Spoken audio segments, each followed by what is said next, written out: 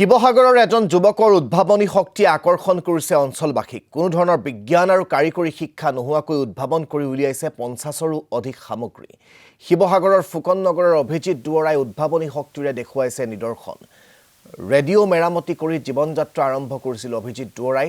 অভিজিতে নিৰ্মাণ কৰি উলিওৱা সামগ্ৰীৰ ভিতৰত আছে মহিলা সুৰক্ষাৰ বাবে নিৰ্মাণ কৰা উইচেফ।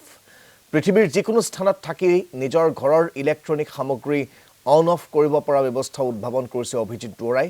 পেলনীয়া সামগ্ৰীৰে নিৰ্মাণ কৰিছে বাচন বৰ্তন ধোৱা মেচিন। বাচন ধোৱা মেচিনৰ উপৰিও বান্দৰ খেদোৱা স্বয়ংক্ৰিয় হাঁহ কুকুৰাৰ দানা দিয়া যন্ত্ৰও নিৰ্মাণ কৰিছে অভিজিতে। অভিজিতে নিৰ্মাণ কৰি উলিয়াইছে বিদ্যুৎ চালিত যঁতৰো।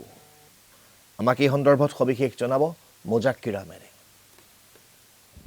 মোৰ পিছফালে দেখিছে এইসকল কণ কণ কিশোৰ কিশোৰী, আৰু সকলোৱে কয় আচলতে এই কথাষাৰ যে আজিৰ শিশু কাইলৈ দেশৰ ভৱিষ্যত, আৰু এই ভৱিষ্যত গঢ়াৰ ক্ষেত্ৰত কিছু পৰিমাণে অৱদান আগবঢ়াইছে শিৱসাগৰ ফুকন নগৰৰ অভিজিত দুৱৰা। আৰু এই মুহূৰ্তত অভিজিত দুৱৰা মোৰ লগত উপস্থিত আছে। মই অভিজিত দুৱৰাৰ পৰাই কিছু কথা বতৰা আকৌ পুনৰ পাতিবলৈ যত্ন কৰিম।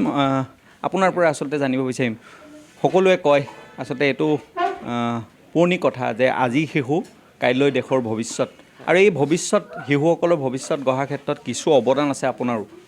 আৰু এই যিটো শিশুসকলক প্ৰশিক্ষণ হওক বা শিশুসকলক ক্লাছ হওক, এই গোটেই কথা বতৰাখিনি আপোনাৰ মনলৈ এই ভাৱটো কিদৰে আহিলে? কাৰণ আপুনি জানো যে আপুনি বহু কম বয়সৰ পৰা এটা ৰেডিঅ' ভাল কৰি এটা দীঘলীয়া যাত্ৰা আৰম্ভ কৰিছে। এই যাত্ৰাটোৰ আৰম্ভণিৰ পিছত আচলতে আপুনি 10জন লোকক কিশোৰ কিশোৰীক শিক্ষা দিছে। কি ক'ব এই মুহূৰ্তত?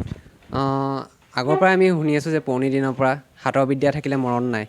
সেইকাৰণে আপোনালোকৰ কি হৈছে, এটা আপোনাৰ স্কিলৰ ওপৰত মই কাম কৰি আছোঁ, যিটো আপোনাৰ ভৱিষ্যতলৈ ল'ৰা ছোৱালীখিনি কিবা এটা কৰি খাব পাৰিব ইয়াৰ পৰা। সেইটোকে মই চেষ্টা কৰি আছোঁ। আৰু তেওঁলোকে বহুত এতিয়া বস্তু বনাই আছে, আপোনালোকে হয়তো দেখিছে। আৰু প্ৰত্যেক দিনাখন প্ৰতিটো দেওবাৰে তেওঁলোকে বেলেগ বেলেগ বস্তু বনাবৰ কাৰণে ইয়াত চেষ্টা কৰি থাকে। আপোনাৰ মনলৈ এই ভাৱটো আহিলে কেনেকৈ?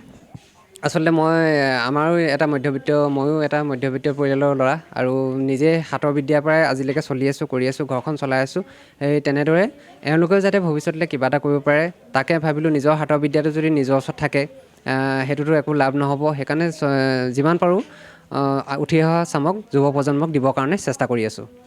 নিশ্চয়কৈ। আচলতে এই মুহূৰ্তত মই যদি সম্ভৱ হয়, মই কিছু আগলৈ গৈ যিসকল কিশোৰ কিশোৰী আছে, যিসকলৰ কথা মই ইতিমধ্যে উল্লেখ কৰিছোঁ যে আজি শিশু কাইলৈ দেশৰ ভৱিষ্যত, আৰু প্ৰত্যেকজন কিশোৰৰ হাতত যদি আপুনি এই মুহূৰ্তত চায়, তেতিয়াহ'লে তেওঁলোকে আচলতে বিভিন্ন ধৰণৰ যিসমূহ বয়বস্তু, সেই বয়বস্তুসমূহ তৈয়াৰ কৰি উলিয়াইছে।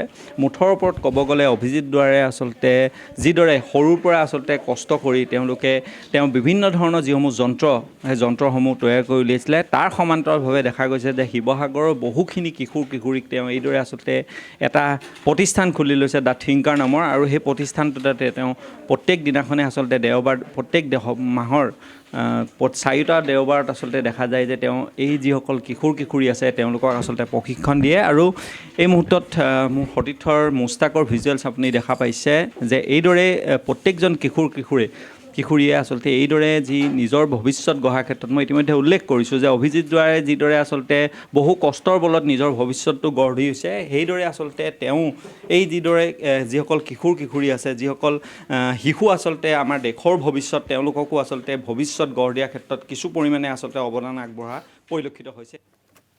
নালাগে বুলি আপোনাক ধন্যবাদ জ্ঞাপন কৰিছোঁ।